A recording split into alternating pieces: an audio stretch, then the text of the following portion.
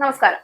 യുദ്ധത്തിന്റെ പൊടിക്കാറ്റടങ്ങുന്നുവെന്ന സൂചനകൾക്കിടയിലും പശ്ചിമേഷ്യയിൽ സംഘർഷത്തിന്റെ തീ ഇനിയും അണഞ്ഞിട്ടില്ല. ഇറാൻ, ഇസ്രായേൽ, അമേരിക്ക ഈ മൂന്ന് ശക്തികളുടെ ഇടയിൽ രൂപപ്പെടുന്ന ഓരോ നീക്കവും ലോകത്തെ ഒരു പുതിയ സംഘർഷത്തിലേക്ക് തള്ളിവിടുകയാണ്. ഇറാനുമായുള്ള യുദ്ധം ഏതാണ്ട് അവസാനിക്കാറായെന്ന് US പ്രസിഡന്റ് ഡൊണാൾഡ് ട്രംപ് പറയുകയാണ്. ഫോക്സ് ന്യൂസ് അവതാരക മരിയ ബർഡിനോരോമയുമായുള്ള അഭിമുഖത്തിലാണ് ട്രംപിന്റെ പ്രതികരണം ഉണ്ടായത്.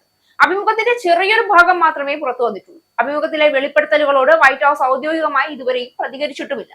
ഇറാനുമായുള്ള യുദ്ധത്തിൽ US ലക്ഷ്യങ്ങൾ കൈവരിച്ചെന്ന് കഴിഞ്ഞ ആഴ്ചകളിൽ ട്രംപ് അവകാശപ്പെട്ടിരുന്നു. എന്നാൽ ഇറാൻ US രണ്ടാം ഘട്ട ചർച്ചകൾ ഉടൻ പുനരാരംഭിക്കുമെന്ന് ട്രംപ് നേരത്തെ വ്യക്തമാക്കിയിരുന്നു.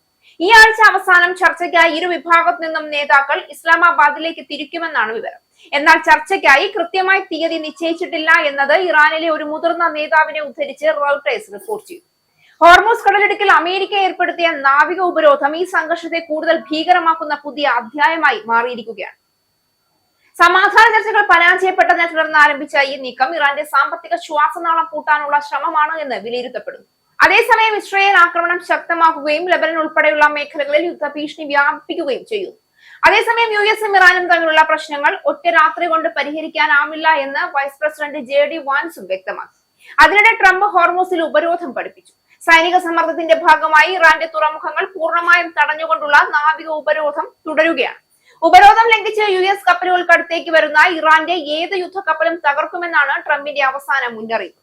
പശ്ചിമേഷ്യയിൽ വിന്യസിച്ചിട്ടുള്ള 16 യുദ്ധക്കപ്പലുകളുടെ കാര്യത്തിലാണ് US നീക്കം.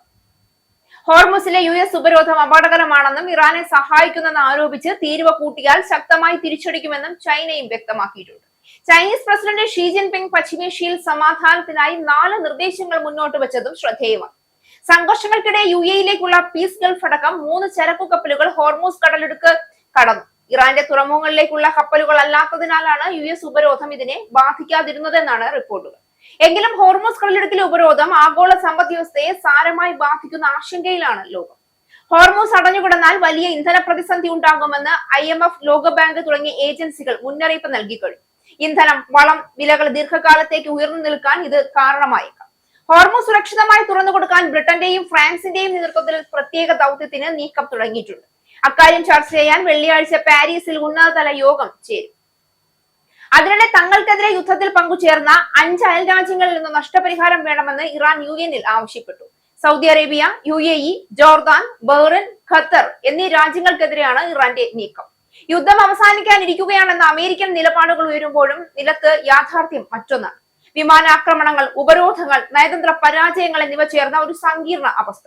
2 ആഴ്ചത്തെ വെടിനിർത്തൽ കരാർ പോലും പലവട്ടം ലംഘിക്കപ്പെട്ടതായി റിപ്പോർട്ടുകൾ സൂചിപ്പിക്കുന്നു. യുദ്ധം അവസാനിക്കാൻ ലോകം കാത്തിരിക്കുമ്പോഴും പൊള്ളയായ വാക്കുകൾക്ക് പോലും സമാധാനം കൊണ്ടുവരാൻ കഴിയുന്നില്ല എന്നതാണ് സത്യം.